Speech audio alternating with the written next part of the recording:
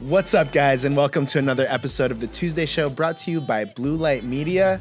We will not be pitching you a fake festival on this episode, but I'd love to know, for all of you watching on LinkedIn, I'd love to know, did you like the Hulu version of the documentary better, or did you like the Netflix version of the documentary better? But on to the show today. I'm joined today by my co-host, Tim Lee. Say what's up. Good morning. And today we wanted to take a page out of last week where we were auditing Beyond Meat. And today we actually want to do a quick audit on, what was it called? It's not Dada Life. That's a band that I like. Yeah, Dada Daily. Dada Daily. Can you tell us a little bit about Dada Daily on Instagram?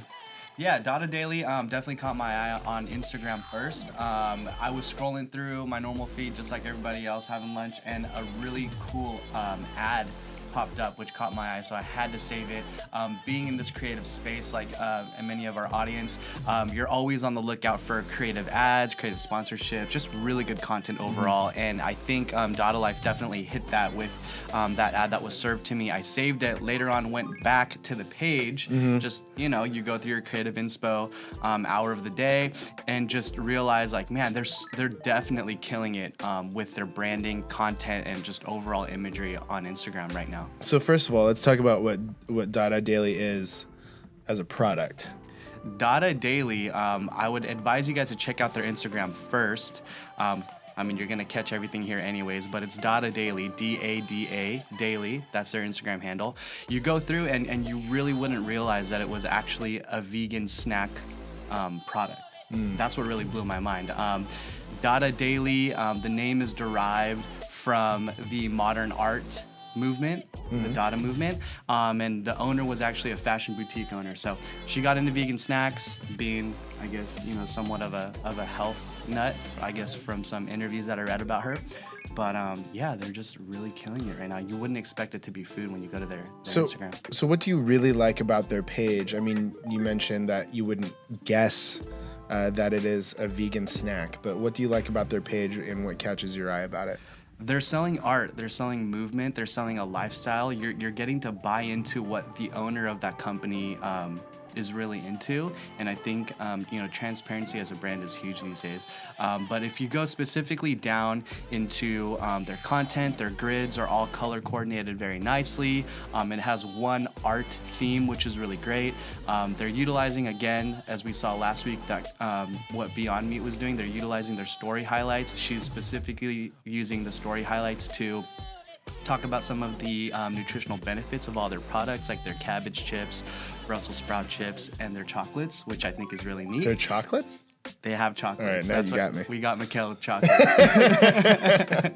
Yeah, so, and another thing that they're doing very well is they're not necessarily, they have influencer marketing, but they're not necessarily using influencer marketing the way that we would typically expect from a lot of social users that we see today.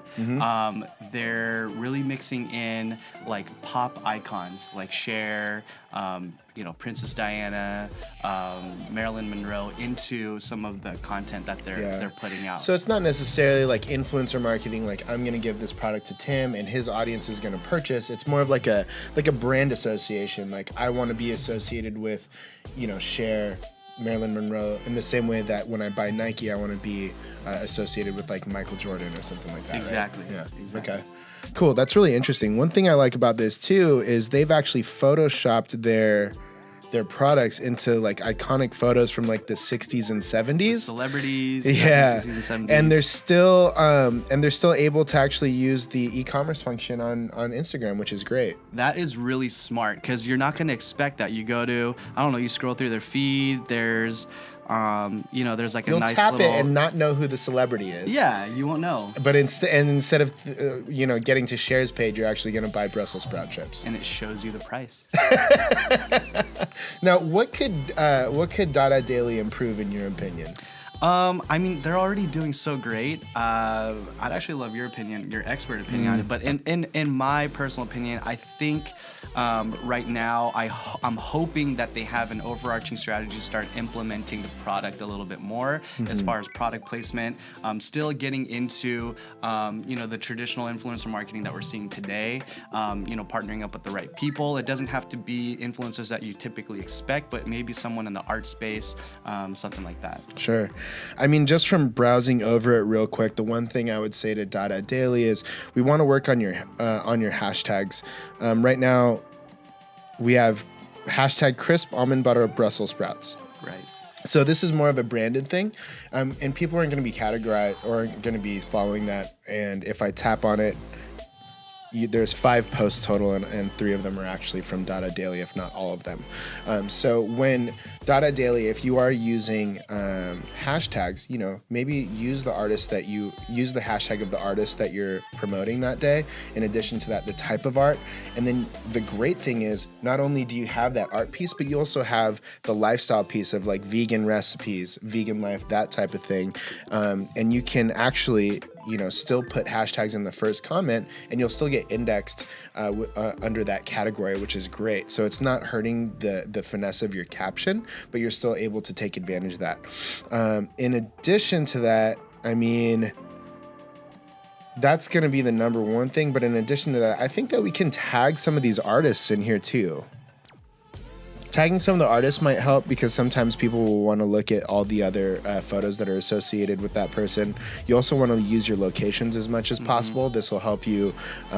This will help your reach as well.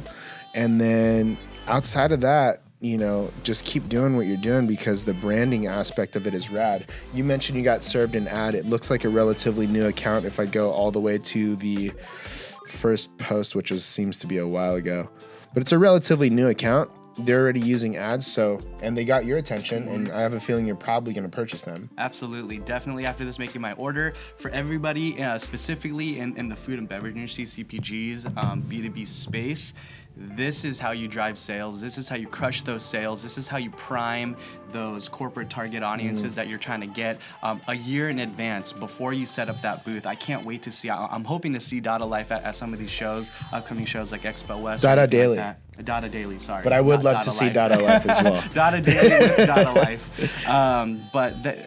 How incredibly artistic their booth would look if they can translate their digital content into their physical booth. But again, what they're doing on social media right now is crushing it, and there's definitely strategy in how to sell in volume and prime your corporate buyers as a business. I think is very smart. I love it. Thank you so much for the audit, Tim.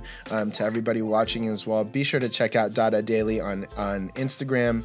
And if you're into vegan chips and Brussels sprout chips, that sounds real exciting to me. Check it out. But no matter what you do, be sure to put your heart into it, and we'll see you next week on the Tuesday Show.